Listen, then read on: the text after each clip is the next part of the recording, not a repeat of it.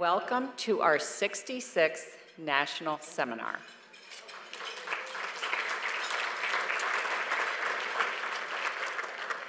I have the privilege of kicking off a conference that some of you may have heard has become a pretty hot ticket. So on one hand, it's great to know that people want to be part of our growing community. After all, we do have a pretty amazing program of site visits and sessions and speakers lined up. But on the other hand, I have a feeling that I'm going to spend the better part of these next couple of days mending fences with folks who are not thrilled to see the words registration closed on our website a few weeks back. Be that as it may, it was really hard to hand out those rain checks to people, to some of your colleagues. But record-breaking registration is a good problem to have. I think it's a sign of the strength and the health of our EWA community. And as well as that, I see it as an affirmation of our board of directors' really hard work to reinterpret our vital mission for a new and fast-changing time. And as much as EWA would like to take full credit for a sellout conference, the truth is we'd really be nowhere without you making what has become a far too hard decision to make. And that is to decide to invest in your own intellectual growth and professional development. We know that we should commend you for your courage in often having to fight with your hard-pressed bosses to give you time to come to our events. And we are going to do our best over the next few days to make sure that that's a fight worth waging. Today we come together as a community committed to telling the story of American education. And what an incredibly fascinating story it is. In the past 15 years, the education landscape has begun to shift in ways that I suspect will soon render our nation's schools virtually unrecognizable from what they were in the 20th century. We're a long way from that total transformation, but the beginnings of fundamental change are apparent everywhere. The credit for that goes in part to the creative and extraordinarily innovative minds that are epitomized by this fine university and the broader Silicon Valley community of which it is a part. So fittingly, the theme of our conference is Creativity Counts, Innovation in Education and the Media. Our hope is that you will come away from these days with new knowledge, new skills, and a new sense and spirit of kinship with your EWA colleagues.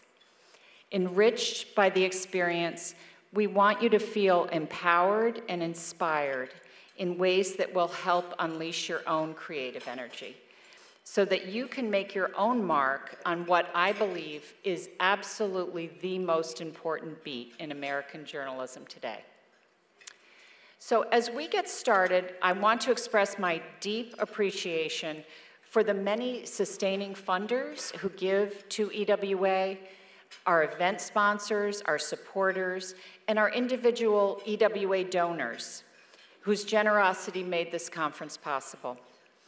And I want to extend special thanks to our hosts, our gracious hosts, the Stanford Graduate School of Education, the Stanford Center for Opportunity Policy and Education, and the American Educational Research Association.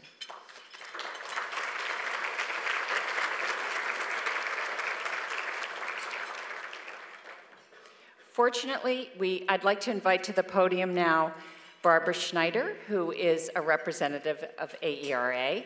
She is a distinguished professor from Michigan State University, and she is now president. It's taken effect, right? You are now president of AERA. So, Barbara. Thank you very much. AERA is, of course, so pleased to be able to contribute to this wonderful event. I understand that there are 24 of you that participated in the reporters workshop.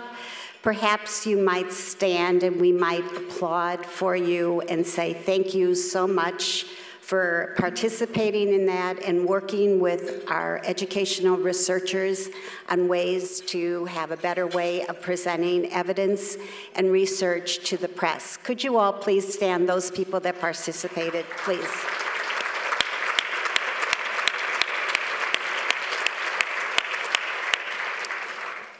I'm not quite sure that how many of you were in the audience when Secretary Duncan spoke to the Educational Research Association, but one of the things that he started off by talking about was the importance of educational research. As an educational researcher, my whole academic life, I can tell you that I'm proud to be one, and I'm really proud that the Secretary finds us to be really important for educational policy.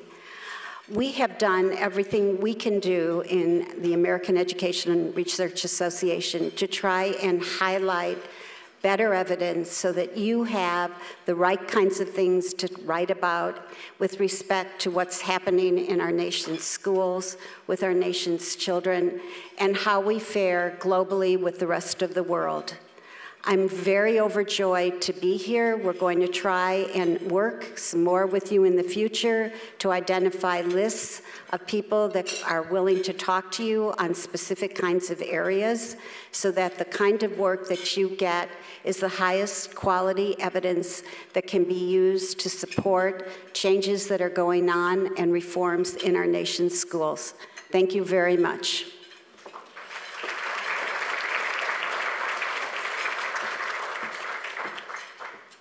Thank you, Dr. Schneider. At this time, I'd like to invite to the podium Dr. Claude Steele, who is Dean of the Graduate School of Education, a very distinguished scholar. One of the areas that he is really famous for is the theory of stereotype threat. And fortunately, you're going to be hearing more from Dean Steele this evening. So, Claude Steele.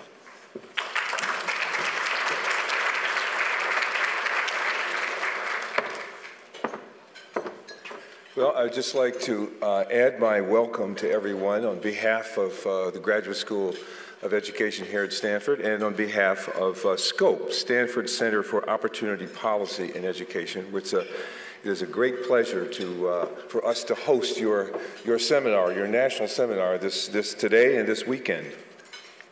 The work that you as journalists do to inform the public about education, we believe, is of the greatest importance. So much of the impetus to improve education begins with and is sustained by the coverage of this most complex of topics. So even on those ever so rare occasions where we may ever so slightly disagree with something you've said, we do nonetheless deeply appreciate what you do. So it is a real pleasure and an honor to help support you in your mission today and over the weekend. The nation needs reporting that shines a bright light on the challenges and strengths of our educational system, that brings forth the major issues, the ideas, the differing viewpoints, and it grounds the public's thinking about education in facts and reliable knowledge. For our part, the part of strong graduate schools of education, the mission is to continually produce that knowledge and those facts, all to the point of making educational practice in all of its forms more intelligent, smarter, better at what it does. Much like strong medical schools make the practice of medicine more intelligent, smarter, better. We do it through basic research and scholarship that deepens our understanding of how people learn and how best to teach them. We do it through providing the highest quality, evidence-based training of teachers and school leaders. And we do it through practical clinical research in real schools.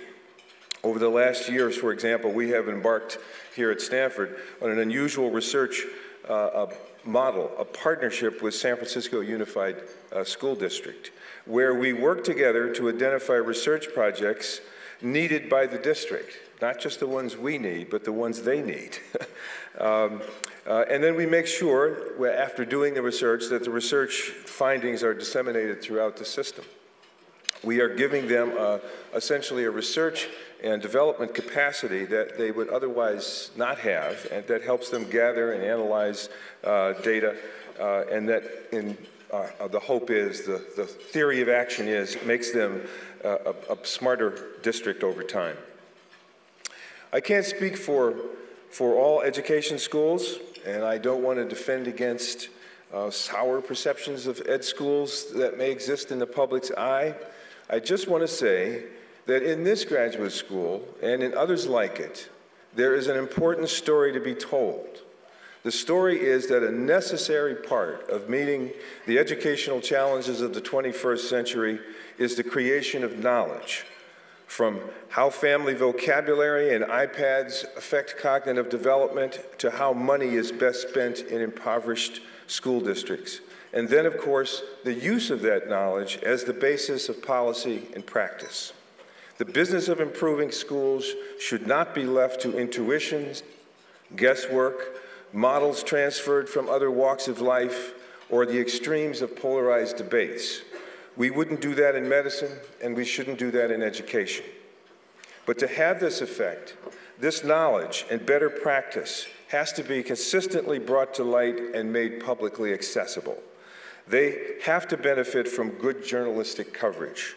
Otherwise, they can just languish in academic journals. It is the journalistic coverage that often gives force to these ideas in society. So 2 things would make me happy: more high-quality education research and evidence-based training, not less of it, and more extensive, high-quality coverage of that research. That is, a greater cultural realization of the importance of this kind of work in education, as has evolved in relation to medicine. The facilitation of all this, a coming together of these 2 worlds, is one reason we're so happy to help host your important conference today. So I want to add again a hearty welcome to you all. It is also important, though, to note that our work could not be carried out without the support of the United States Department of Education. And it is also important to note that today we are immensely honored to host its Secretary, Arne Duncan. Arne will be introduced in detail in just a minute, but as a host, I'd like to say how honored we are to have Secretary Duncan with us today and how we appreciate what he has done and continues to do for education in the United States, not the least of which is to have given that issue a sustained sense of importance in the public eye, and I dare say a sustained sense of hope about the possibility of progress. This is a big event for the Graduate School of Education and for our co-sponsor, SCOPE. For those of you who don't know, SCOPE is one of our premier research centers at the GSE, a center that helps make education an evidence-based profession. Its founder, Linda Darling-Hammond, a member of our faculty and a longtime friend, is one of the great educators of our time. And I want to thank Linda and the staff of SCOPE for their work on hosting this seminar. Most notably, perhaps, their Director of Communications, Barbara McKenna, who I know many of you know, and without whom this event would never have come to Stanford. I'd also like to thank others who have helped in hosting the conference.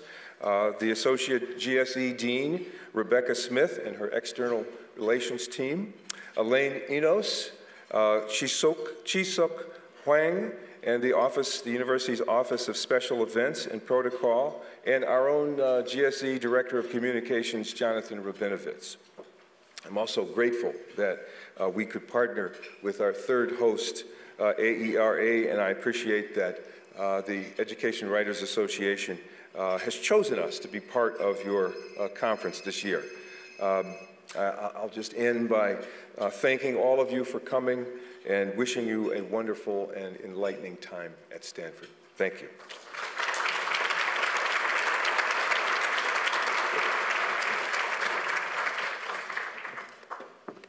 Thank you, Dean Steele. At this time, I have the privilege of introducing Scott Elliott.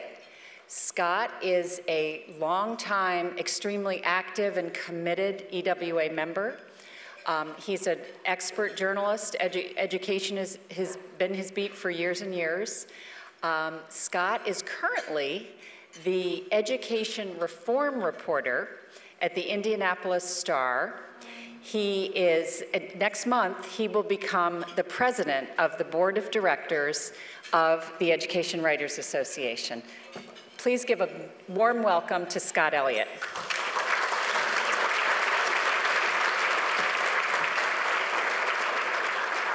Thanks. I'd say I did a terrible job of leading the secretary up to the front, made you take a circuitous route. When I was asked to introduce Secretary Duncan, I asked a couple of the national reporters who know him real well for some ideas about what to say. And one of the first things one of them said to me is, if you say the word basketball, I will kill you. So I know, which I just did. So we won't talk about that. Instead, you know, in speaking with them about his tenure, the most interesting thing that was said to me was one of the reporters described his tenure as the guy walks into a room and there's a massive fight going on, but it's not just one big fight. There's like 5 fights going on in the room. There's fights over standards, there's fights over testing, there's fights over school choice. And he's the guy who kind of walks in there and says, guys, we can actually make this work. There's a middle way. There's a way for us all to come together.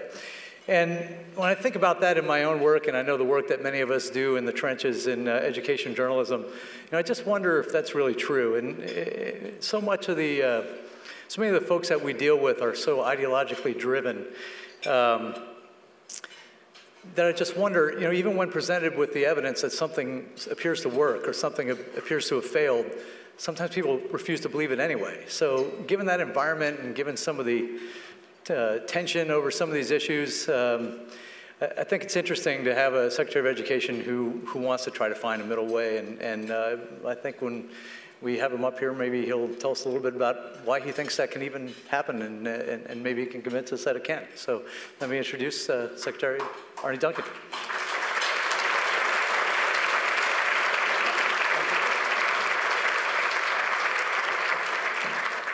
Thanks so much, Scott. I'm thrilled to be here. Thanks for the kind introduction. And Stephanie's in front. Stephanie's a good friend. Thanks for your leadership in the past. And I'm going to keep my remarks pretty brief. I assume you'd much rather ask questions than have me lecture for an hour. And rather than sort of going through a whole policy conversation, I thought I'd just sort of talk about questions that I think are interesting to me. If I was a reporter, I'd be looking at, and happy to take questions on anything when I'm done and leave a lot of time for that. First of all, I think it's just so important that all of you hold all of us in education, government officials, elected officials, accountable for what we're doing around education. And while that sounds obvious, it's amazing to me how many folks at every level, local mayors or states, governors, or folks running for president, everybody is pro-education. There's no one's running on an anti-education platform. But the real question is, what do they do? And I don't think there's enough public conversation about what folks actually do. And I'll tell a story of one Republican governor who came to me and said, Arne, everybody says they're the education governor, but almost nobody actually walks the walk. And what can I do differently? What can I do to really leave my mark and have an impact on the children in my state? And I just really appreciated the candor and the honesty and the sincerity that he was striving to get there. So at every level, what I typically see is people talk about what that local candidate is doing, but I very rarely see a comparison of this mayor versus that mayor, or this governor versus that governor. And what are you, relative to what? What difference are you making? Would love to see you hold all of us accountable in a more transparent way as you look at our peers. I thought I'd talk a little bit early childhood, K-12, higher ed, questions that I think are interesting, and then again, open up to anything you might have. As everyone here knows, we're making a huge, huge play around early childhood education. Administration-wide, it's 0 to 5. In our department, it's 4-year-olds pre-K. It's a $75 billion proposal that dwarfs everything else we've done. So this is a huge, huge, huge deal. It is clearly a heavy lift. But there's going to be lots of debate and conversation about return on investment and what's effective, what's not. Having a robust conversation about those things, I think, are hugely important. We don't take lightly an ask of $75 billion. We think it's probably the best investment we can make, and I can get into all kinds of reasons why later if you're interested. But I think there's some really legitimate questions that should be asked. When I testified before Congress, often folks cite a study around Head Start that talks about Head Start fade out, and the academic results don't last for a couple years. What none of the congressmen seem to realize, and which I haven't seen enough reporting about, is that study actually talked about children who had access to Head Start, not children who necessarily attended Head Start. And about 20% of the kids in the study actually never went to Head Start. So it's a fair question to talk about fade out, and we should have that conversation, but to be evaluating a program based upon 20% of young people who didn't even attend makes no sense whatsoever. Just sort of the next question below the surface question doesn't seem to get asked. The other thing that's fascinating to me generally, but in this topic about the impact of early childhood education, yes, getting kids ready academically with their literacy skills intact, entering kindergarten ready to read is really important. But if you look at the folks who have studied this for decades, folks like James Heckman, they talk about not just the academic dividends, but the non-cognitive dividends, the ability to self-regulate, to have self-control, and that those dividends might actually be far more important than the academic dividends. And just in my own work back home in Chicago in the inner city for years and years and years, we spent an inordinate amount of our time trying to work with kids who are living in sometimes just some unbelievably difficult family situations and community situations. And yes, we worked very, very hard to get them up to speed academically. We spent a lot of time trying to figure out how we help them persevere and have the tenacity and the grit and the resilience to get up and go back to school the next day when your mother may be being beaten at home that night or when your older brother is shot in the gang wars. And I had no ability at the time to know whether we did a good job there or not. We tried really hard, but had no ability to measure. But Paul Tufts obviously done some really important work on this. But this piece on the non-cognitive side, on early childhood, but much broader than that, is one that I'm pushing researchers very, very hard to get in the game and help us understand that. And if we could systematically teach that and assess that and figure out, are we actually helping give students these skills? It's almost like an inoculation to some of the toxic environments they're in. That's a big, big one that I'd like to see more conversation on. So a lot in the early childhood space. We're going to push very, very hard in this area. I've said publicly, I think it's one of the biggest gifts we could give to the country is to have a lot more of our babies entering kindergarten ready to be successful along a whole host of fronts. On the K-12 side, some things that are going well that we're proud of, that like some more thoughtful analysis. High school graduation rates are at 3-decade highs. For the first time in a long time, we're on track to have a 90% high school graduation rate. Much of that improvement is coming from our African American Latino children, which is a huge step in the right direction. Long, long way to go, but haven't seen a lot of thoughtful look, local, state, national level. Why are graduation rates going up? What's changing? Is it expectations? Are kids working harder? What's, cultural norms? Whatever it might be. A lot there to look at. One thing that for me is a huge deal, we talk a lot about dropout factories, and a small percent of high schools, a very small percent, producing half of our nation's dropouts, and 75% from the minority community, our African American Latino young boys and girls. From 2008 to 2011, a pretty short time, 3 years, we have 700,000 fewer children attending quote-unquote dropout factories. That's a massive reduction. Now, the number's still far too high. We still have a long way to go. But looking at what's going on in those high schools, looking at how quickly we can get that number down to 0, lots of pretty rapid movement. And I think that's one worth digging into. An area that continues to trouble me, that's pushing my team very hard on, is obviously time of scarce resources, never enough money. We want to make sure every single dollar we're spending is being spent wisely. That's why, big reason why I'm so interested in the early childhood space. I think it's maybe our best return on investment, our best ROI over long hauls if we do the right thing there. But an area I keep saying where nobody can tell me what the ROI is, and I'm pretty convinced it's very, very low, is around professional development money. It's called Title II money. We spend at the federal level about $2.5 billion a year. States and districts, you add it all up, it's probably $5, $6, $7 billion a year. This is money that's supposed to help teachers who are doing extraordinarily hard, difficult, complex, important work. This is supposed to help them improve. And every time I go meet with teachers, I ask them to guess how much we're spending on professional development each year. And they say 38 million or 52 million. And I say, no, we spend 2.5 billion and states and districts spend X, Y. and they usually laugh or cry. They are not feeling it. It is not touching them. And we lose far too many of our good young teachers. We don't have real career ladders to support them. I think we underinvest in this area, but I also think we do a terrible job of investing in our existing resources. And before we go get more money, we have to have better ways to measure what are we doing to attract great talent and retain that great talent, support that great talent, let that talent improve. But any work you could do around how we at the federal level, states, districts, how our Title II money is being spent to help teachers do the critical work every single day, how we measure that return on investment would be extraordinarily interesting.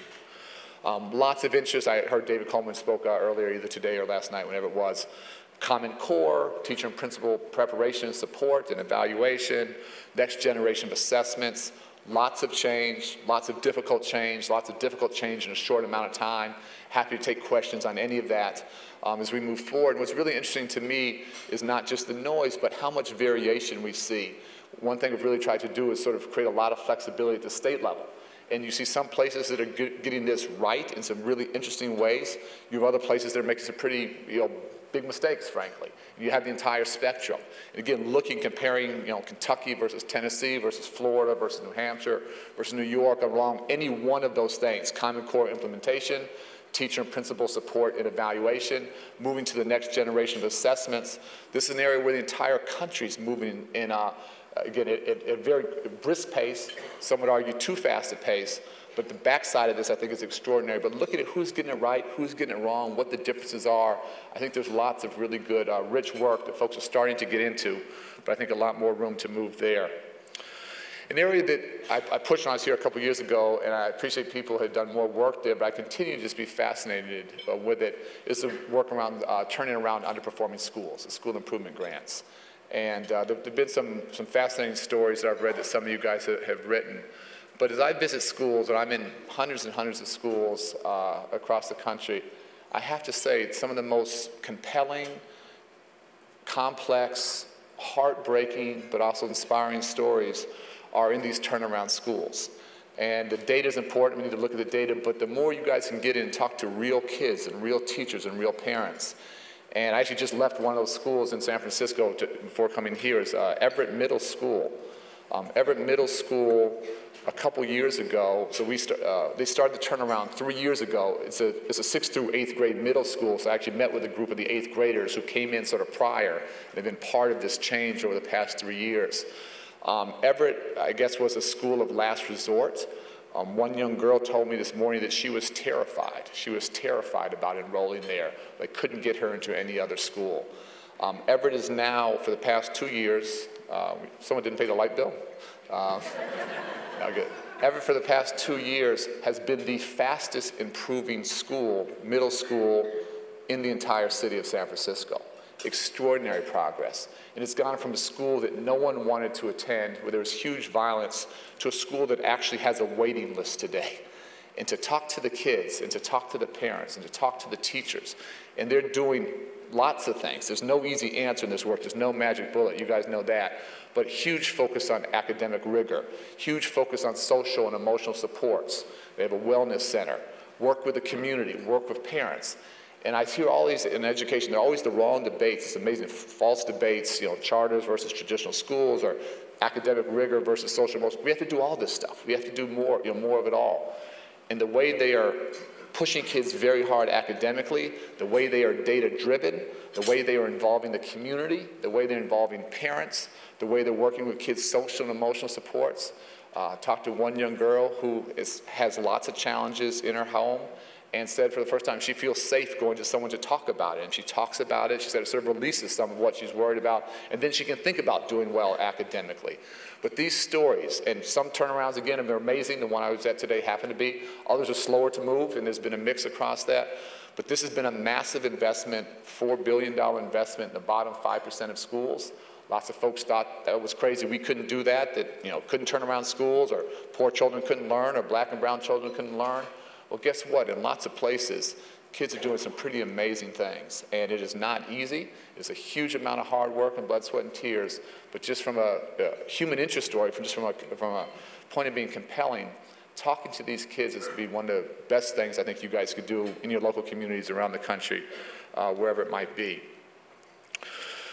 Waivers. Happy to take questions on any of this. There's been a huge focus, I think rightly so, on the plans that the states gave to us. And plans are important. Plans are very important. I'm actually more interested in student performance. As we go forward the next year or two, we hope Congress fixes the law and fixes it together. We can talk about that political reality and the dysfunction in Congress later if you want. But as we move forward, you have many states with actually very, very different ideas about how to improve student achievement, very different theories of action. I love the flexibility we're provided, so the idea of having a high bar, hold people accountable for a high bar, we give them lots of room to move. But you guys should start tracking now who's actually getting results for kids, who are raising the bar for all kids, who is closing achievement gaps. It may prove that the people who we all think have the best plans have the best results. We may see folks whose plans are a little bit less robust, a little less sexy. They may get better results. So as you guys know, plans on paper are important, but execution, implementation is what's so hugely important. When I saw at the school this morning, wasn't a great plan on paper. I saw amazing attention to complex details in terms of implementation and execution. And looking across the country now in terms of over the next 1, 2, 3 years, who is actually raising graduation rates, reducing dropout rates, having more kids going to college. I think a fascinating story that's going to emerge pretty quickly. We, not just in our department, but across the administration, the President talked about this in the State of the Union, want to make a huge play around neighborhoods of entrenched poverty. And Jeffrey Canada's work in Harlem's Children's Zone has been absolutely fascinating. We've done the Promise in Neighborhoods initiative through our office. We're asking our budget for a 4-fold increase in funding there, which is probably the largest single line item we're asking for. But we know we can't do it by ourselves. So partnering across the administration in a much more thoughtful, strategic way with Sean Donovan and HUD and Eric Holder with the Department of Justice and Kathleen Sebelius around health and early childhood, with labor, with Tom Vilsack and AD in rural communities. We want to try and take on, the President's talked about 20 communities, and in a very systemic, holistic way, figure out, can we radically change the opportunity structure for those kids? So it'll be a disproportionate, significant investment in areas where, again, we've seen poverty and social failure sometimes for decades, and can we radically change that? Play at a different scale. The work we've done in a small number of communities around Promise Neighborhoods is very promising, still early, but this would take it to a different level, and hopefully if we get congressional approval for those budget requests, we have a chance to do something pretty interesting there. Last two topics, and I'll open it up to any questions, is on the higher ed side, lots happening. We were talking just earlier, and you guys have covered this, I think, pretty well, this role of MOOCs and what MOOCs can do in terms of disruptive innovation, increasing productivity, driving down costs. An emerging story, very too early to have a judgment either way, but lots of really, really interesting work. And the idea of a good college professor having access not to 100 students, but to 1,000 or to 10,000 or to 100,000 across the globe, to me is absolutely fascinating. In the not too distant future, that conversation to higher ed is going to come down to the high school side. And the same question is, could the best algebra teacher in the country, or the 10 best algebra teachers in the country, have access not to 100 kids, but to 1,000, or to 10,000, or to 100,000 around the country? Lots of work going forward there that you guys can be looking at. How we continue to contain costs and boost productivity is hugely important. We have states disinvesting. We have to challenge states to invest more. We want to do a race to the top for higher education. But some places are doing a great job of containing costs and building cultures not just around access, but around completion. Some universities are doing this, some institutions, some states are doing this. We've challenged the country to lead the world in college graduation rates by 2020. We have benchmarks for every state to see who's on track. Quick test, anyone knows which state is improving the fastest in college graduation rates? Anybody know? It's Montana. Montana's doing a pretty amazing job. And if you talk to Governor Schweitzer, this is not an accident. This has been a very, very intentional strategy. He's obviously out of office now, but I'm sure he would love to talk about it if anyone was interested. But Montana has a real story to tell about what they've done. They don't have the highest graduation rates, but they're improving the fastest. I'm always much more interested in growth and gain than I am in absolute results. But you have some places, some states that across the state are coming up with strategies that are getting many more students, not just into college, but with that diploma at the back end that are really important. Again, they're the top, and you also have everything down to 50. And telling that story about what's working and what's not is a big one. And the final one I'll say is just a really personal one that, you know, coming from Chicago and growing up in an environment where there was far too much gun violence, and then running the Chicago public schools and having one of our kids killed on average every 2 weeks due to gun violence. What we're seeing around the country, to me, is just absolutely stunning and unacceptable. And there's been some good work. Alex Kotlowitz, Paul Tuff, and others have talked about the impact of violence, not just on that child, and we can count the number of deaths, the number of kids shot, but the impacts of violence on entire communities, on neighborhoods, on schools, on classmates. And the psychological impact is something that I think we're just barely beginning to understand. Some of you guys have covered in a really thoughtful way. Just one high school in Chicago has had more than 24 kids shot. It's absolutely staggering. I'd be very, very interested to know, is there a high school in Iraq or in Afghanistan that have had 24 kids shot? There may not be one. And so we have kids living in literal war zones. And what does it mean to be in that reality every single day? What does it mean to be just trying to survive every single day? What does it mean to have 24 of your classmates shot, several of them killed? And everything we're trying to talk about, graduating from high school and taking AP class and going to college, how can you plan for the future when you're just trying to make it through the next day and through the next week? I think this country has not yet come to grips with the devastating impact on violence, whether it's inner city Chicago, whether it's Arizona, whether it's Colorado. I've spent a huge amount of time with parents and family members and teachers from Sandy Hook, from Newtown, Connecticut. This is not a white or black issue, inner city. This is an American issue. And whatever work you guys can do to sort of understand the psychological impacts on entire communities of living with this would be very, very beneficial. Last thing I'll say, and then I'll open it up, that I've yet to see an issue. I don't understand the history as well as I should. This would be another thing you guys could look at.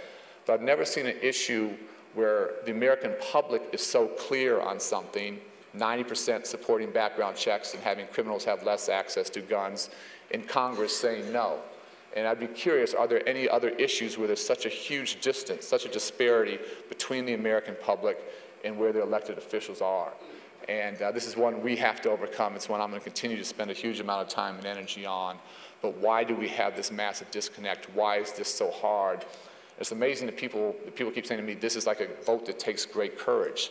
This vote does not take great courage. Great courage is being one of those kids living on the south side of Chicago, the west side of Chicago, and getting up every morning and getting to school safely and working hard and getting back home. That's courage. Taking a vote to say criminals shouldn't have access to guns or should have background check, that is not a profound courage. We're like dumbing down what courage is in this country.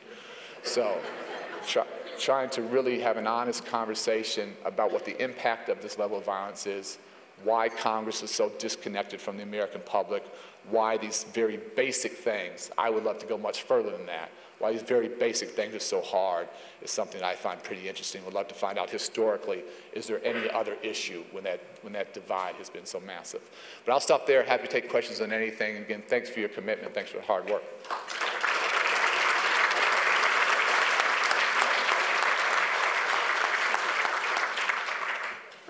Just quickly on questions here, we have folks on either side of the room with the microphones. Just raise your hand and they'll approach you. Another reminder, the questions at this session are reserved for working journalists, so if you're a working journalist, feel free to fire away. Do you want to start over here, Emily? Hi, thanks so much for taking my question. Yesterday at the New Schools Venture Fund Summit, you said something that I thought was really, really fascinating. You said that you thought the biggest flaw of the education reform movement is a lack of diversity. And I was wondering if you could elaborate on that and talk about how you think it affects the results of the push for greater accountability and better teachers and how we might be able to fix it.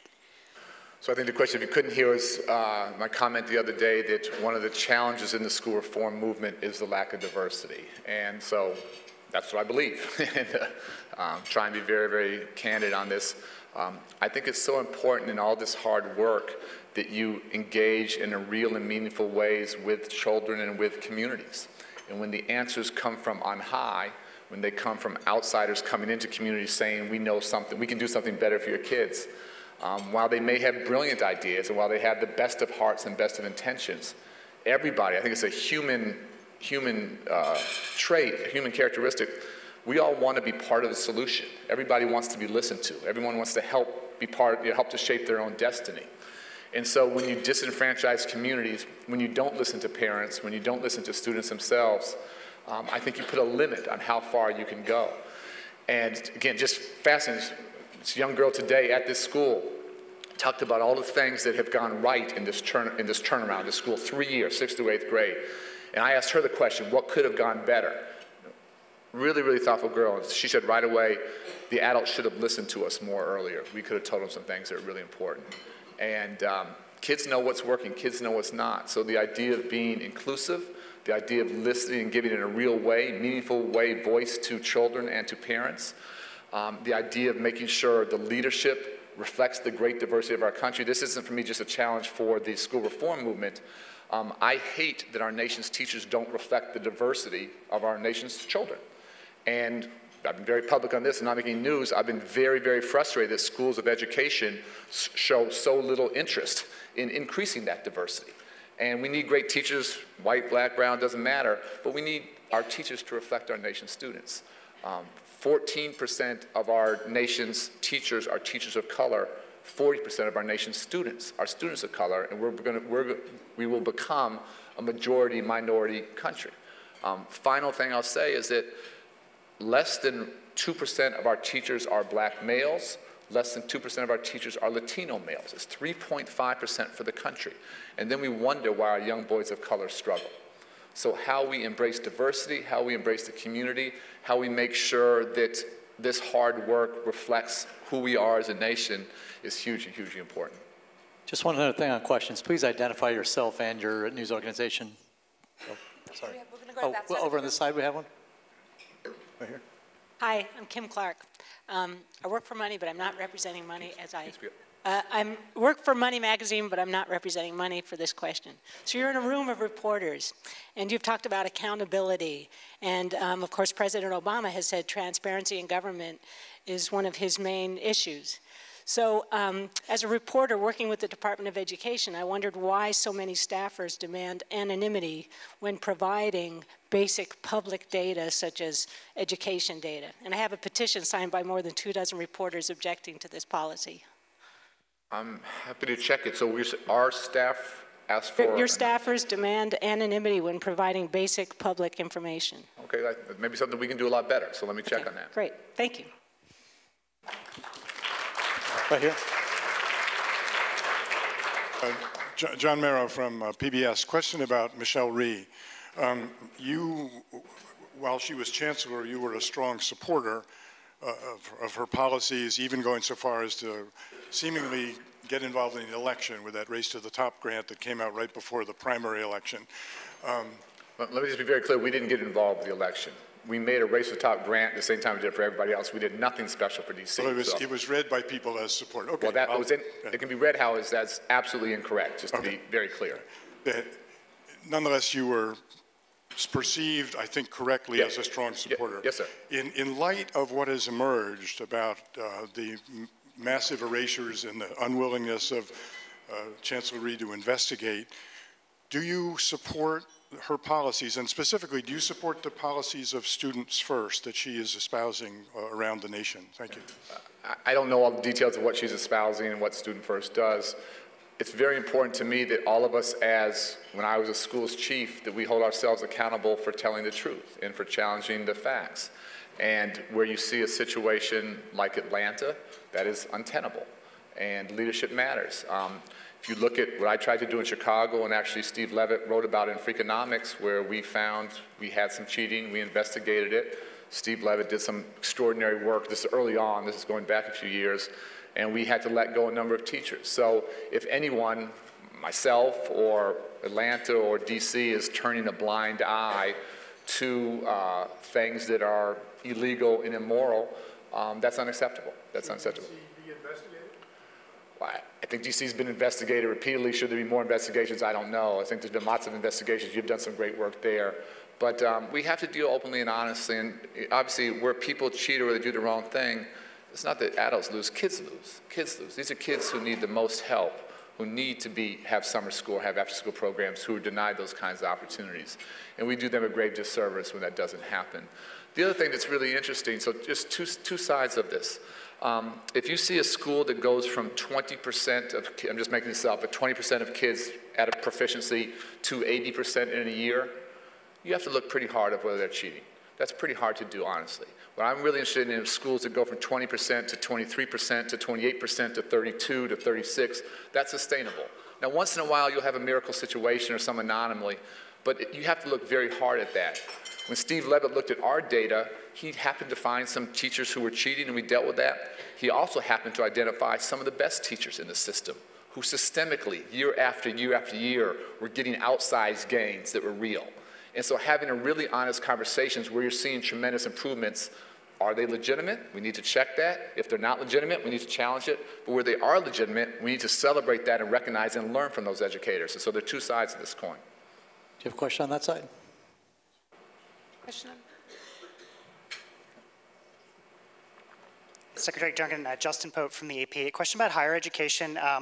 There's a group of people who call themselves kind of higher education innovators who are much broader than the MOOCs, who are of the view that if you're just willing to kind of open up the sort of tyrannical, monopolistic regime of accreditation and the credit hour and all these sort of traditions and ways we've done things forever, that they will be able to kind of rush in and solve all of the problems of access, or many of the problems of access and affordability and completion.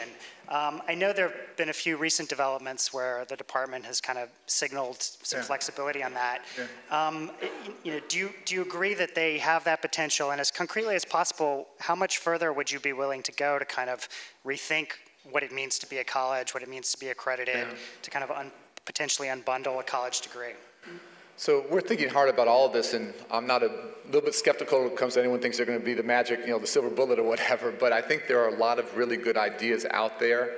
The idea of moving from a credit hour to competency-based work is really important, and we're starting to move in that direction. We have the ability through what is called X sites, experimental sites, to play in some very different ways. And so I'm extraordinarily interested. I'm not sold, you know, we don't know, but I would love to play more and create space and time and energy so that we can get some data and get some results and figure out, can we do some things? At the end of the day, right now, college costs are crushing lots of Americans, including probably many of you who have children of that age.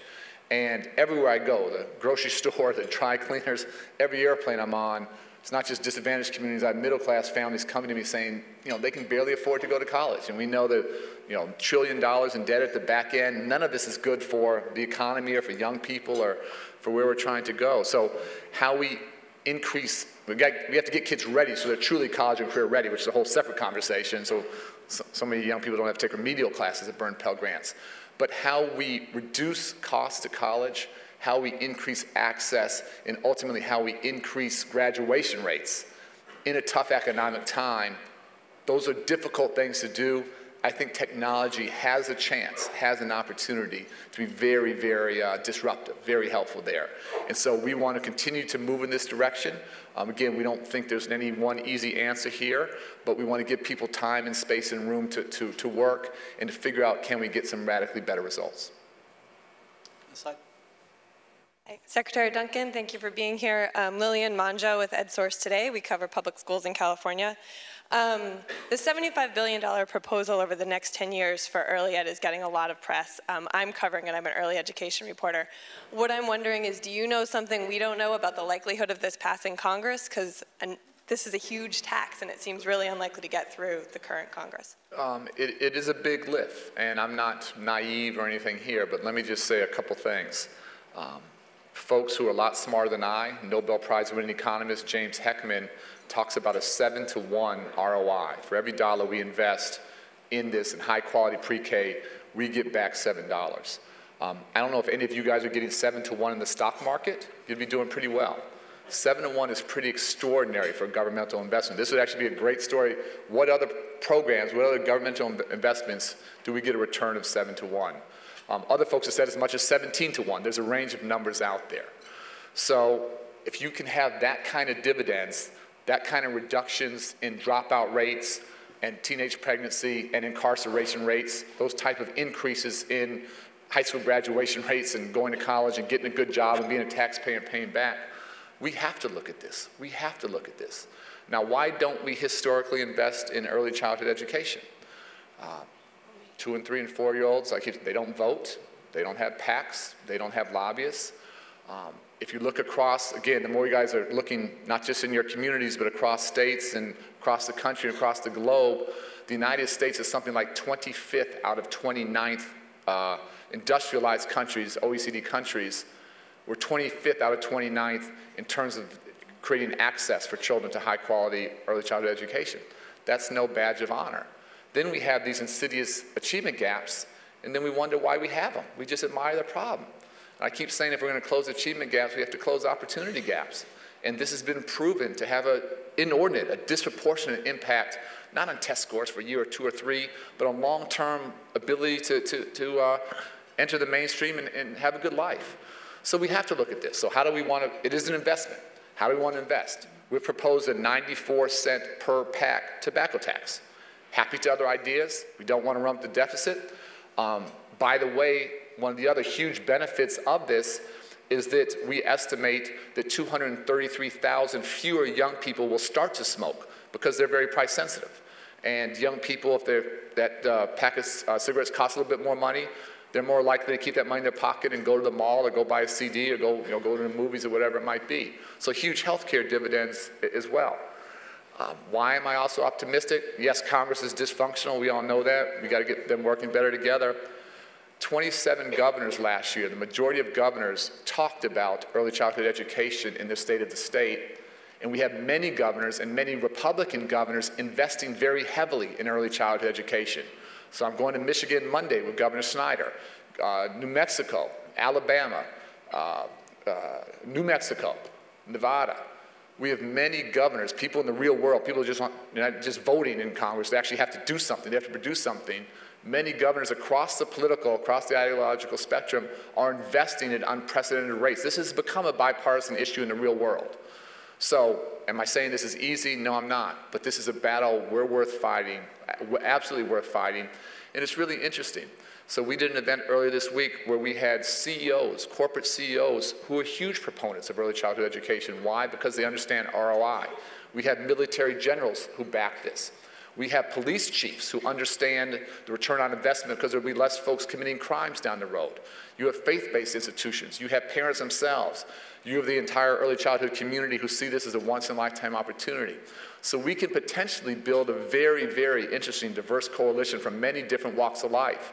And when you have ministers and corporate CEOs and moms talking about what this means, that gets pretty interesting for folks. So not pretending this is going to be easy, but this is one I'm going to put a huge amount of time and energy on. The country's moving the right way. Final thing I'll say is this is not a federal mandate. It's not something folks will have to do.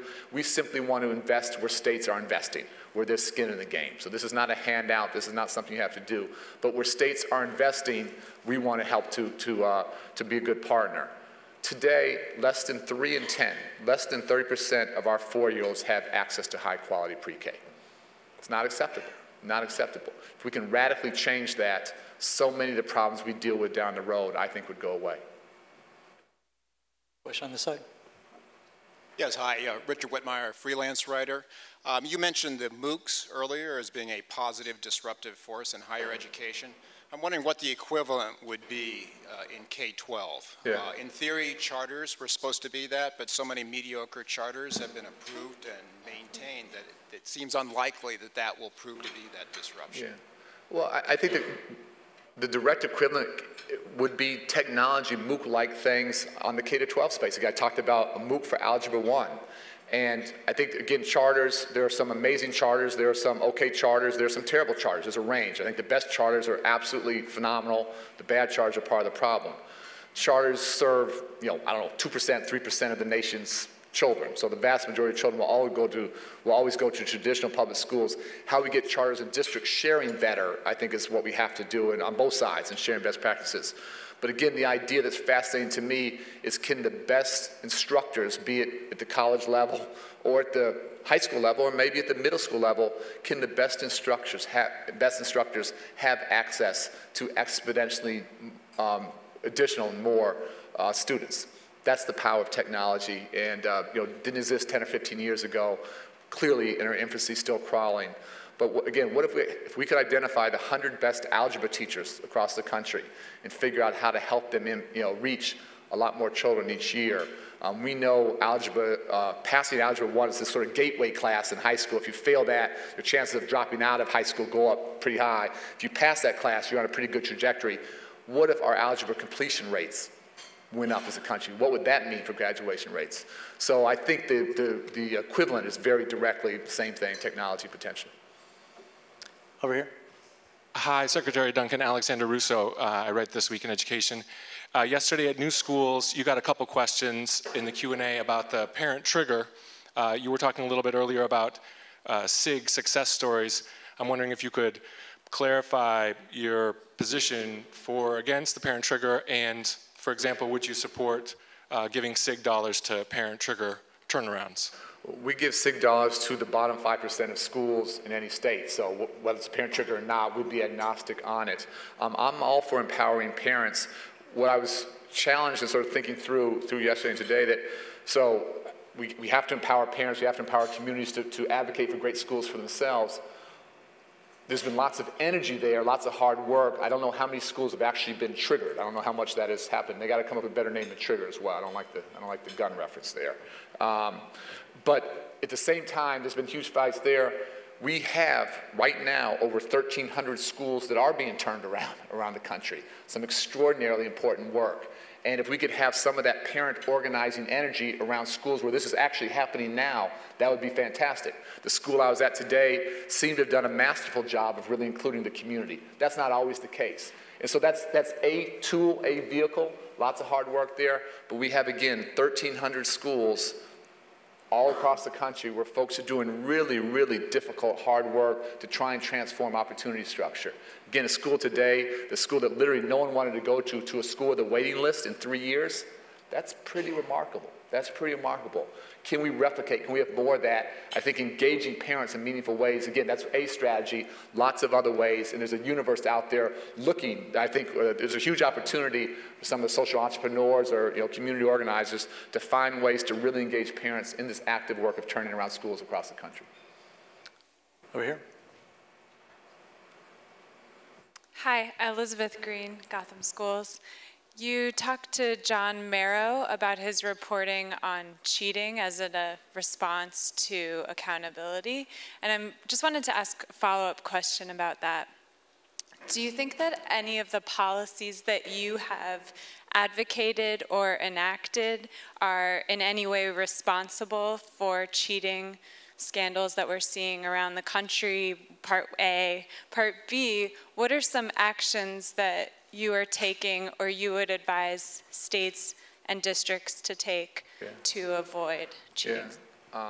Again, there's never an excuse for cheating. To be really clear, cheating is not a new issue.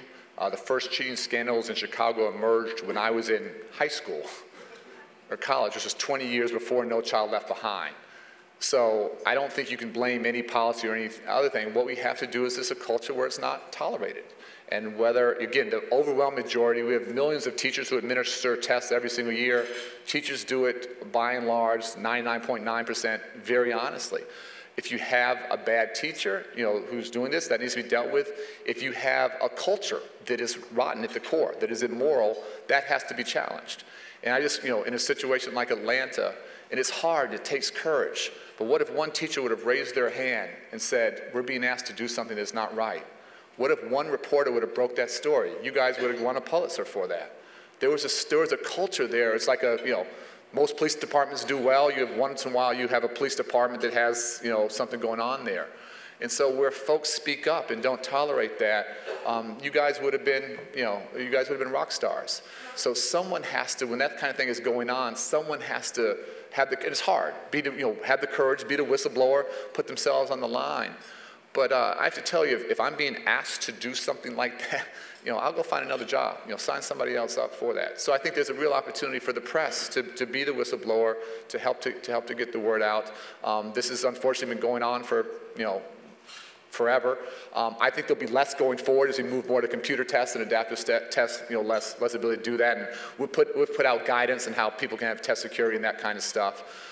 Steve Levitt's work was pretty interesting. He thought that it was not a big deal, that, again, the vast majority of places are doing it right, and even when it's high stakes, if you have better controls, there's less of that. So I think we should, have zero tolerance, deal with it aggressively and honestly, and nip it in the bud where it's happening. But the vast majority of teachers and superintendents do this the right way, day after day after day. Right here. I want to ask you about Common Core, but before I do, I'm sorry, Stephanie Banchero, Wall Street Journal. But before I do that, I just want to, not that I want to engage in an argument, but to be fair, every cheating scandal has been broken by a reporter. And the Journal-Constitution, I don't know if they're here, under withering criticism from the community that it wasn't going on. So there have been a lot of brave reporters who have stood up and said something's going on here. Yeah, no, there's no debate. That's absolutely true. And yes, I agree. I just, could we get to those situations earlier? That's my only question. Could we get but yes, Atlanta Constitution Journal did amazing work in that situation. The other folks have done similar amazing work. So I want to give them full credit and full due. But Ed, the stuff that was going on, my sense in Atlanta was going on for years. Again, had we had one teacher stand up and said, I'm being asked to do whatever, this thing would have been nipped in the bud. Had some reporter looked at one school that went from 20% to 80% in a year and just asked, is this amazing work, which is possible, or is this something else going on? I'm just nudging a little bit, but no, there has been great work. Right, so okay. Don't be defensive on it. I'm sorry, I don't mean to get defensive. But I want to ask you about Common Core. So we have both been around long enough to see really great ideas can fall apart in implementation. Yeah. Often that's when they fall apart. And I know that people can dismiss sort of the pushback on Common Core as sort of, these are fringe people, it's not going to matter. But now we have Randy Weingarten coming out saying, you know what, maybe we should slow down the accountability portion of the testing. And you've said that you've heard teachers complain and they're worried and you're thinking about it. So I'm curious, what does that mean, you're thinking about it? Can you put some meat on that? Well, what are you thinking? Yeah, let me give you two sides to this. So and I'll come to Randy in a second, but I talked to a high-ranking state leader in the past 2 weeks who was in the midst of this debate. And he honestly thought the Common Core was curriculum. He kept saying, you guys are trying to tell us how to teach. I kept saying, no, this does not tell you how to teach. This is a set of standards, and how you hit those standards is totally up to you. That was like a mind-blowing conversation for him. So part of this is just education. He backed way, way down in his stress level when he understood, again, maximum flexibility in terms of how you get there. This is why I like Common Core. High bar, tight on goals, loose, lots of flexibility on means to get there, and just having those honest conversations. The other thing I'd ask anyone, whether pro-Common Core or anti-Common Core, just ask them, have they read the Common Core? And I encourage you guys, if you haven't, on a Friday night, have a glass of wine or two, or three, and spend some time going through the Common Core. And again, better ideas, we should be open to them. Better ways to do it, we should be open to them. And let me be really clear, I'm always for high standards. My goal is not common, my goal is high. I like the idea is common. The idea is not common low, it's high. And so if a state wants to go higher or has a better idea, we'd love to hear it. Love to hear, wide open on it. Where states are maybe thinking about walking away from this, I would just have you guys be very, very vigilant. Are they raising standards, or are they dumbing down standards? Are they lowering standards? And again, under No Child Left Behind, we saw about 20 states, Republican and Democrat, dummy down standards to make politicians look good. It's one of the most insidious things that I think has happened. It was not an intended effect of No Child Left Behind, but that's why I think No Child Left Behind got fundamentally wrong. Loose on goals, many goals got dummied down. Tight, very prescriptive on how you got there. And so those states that are walking away, just ask the honest question. 1, have they read them? 2, what is the opposition? 3, are their proposed standards higher or better or lower? And just having that very public conversation would be really good. In terms of Randy's thing, where it's a little bit odd to me is that, again, I'm big on flexibility, big on tight on goals, loose on means. Sort of a moratorium is almost like a No Child Left Behind type of thing. It's like a one-size-fits-all solution. There are real issues out there, but again, for me, the goal is have a high bar, give folks lots of room to be flexible, to say we should do one thing for the whole country. That's what we're sort of rebelling against. And what may be right for one place may not be right for another. Randy's a good friend. We've talked a lot about this. I said to her, what about a state like Kentucky, which is doing some interesting things? Well, she came back and said, well, I don't have any members in Kentucky. Okay, so we need to, we need to sort of be thinking across the country. And so we should be flexible with states like we've been. If states want to tweak or have some thoughts, we should be absolutely open to that. But I think for any of us to think we should do one thing for the entire country, I'm fighting against that in lots of different ways.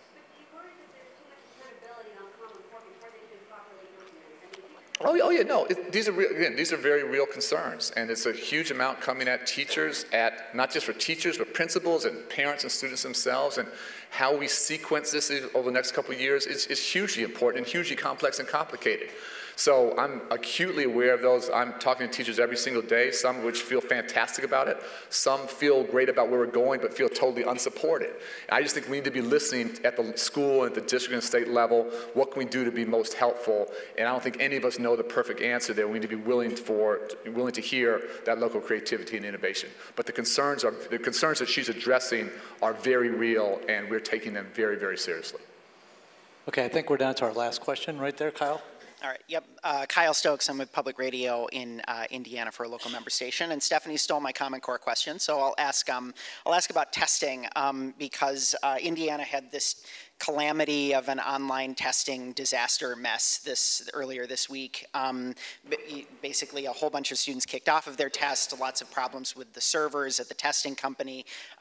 In the testing contract, actually, it says that the servers in New Jersey that were set up to hold Indiana's students, as well as I think Oklahoma's, were built in a facility that was designed to withstand earthquakes and hurricanes and survive the New York City blackout, but yet there was a memory problem and they couldn't get Indiana to complete its test. And I ask you this because we're moving to a situation where the entire country will soon be testing online. And my question is whether or not online assessments, are they ready for prime time? Yeah. Is this a sign that they're not? Yeah, well, if they can't handle Indiana spring, we got some issues there. So this is one where there will be bumps, there'll be hurdles, there'll be mistakes. We should have competition. We should be transparent. So I don't know who that company is. I don't want to prejudge, but if a company can't deliver, there's an opportunity for someone else to come and do something very, very differently. And we should not let the perfect be the enemy of the good. We should not, again, we have one problem. We say we should go all back to pencil and paper. That doesn't make sense to me. But folks, this is a business. Folks are making money providing the service. If they're doing a good job providing the service, they should get more business. If they're doing a bad job providing the service, they should go out of business.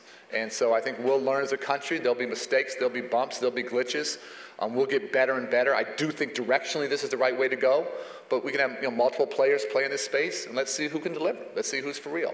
But again, directionally, having computer adaptive tests, having the ability to evaluate way more than just fill in the bubble stuff, looking at critical thinking skills. Directionally, this is the right way to go. But there'll be bumps, there'll be mistakes.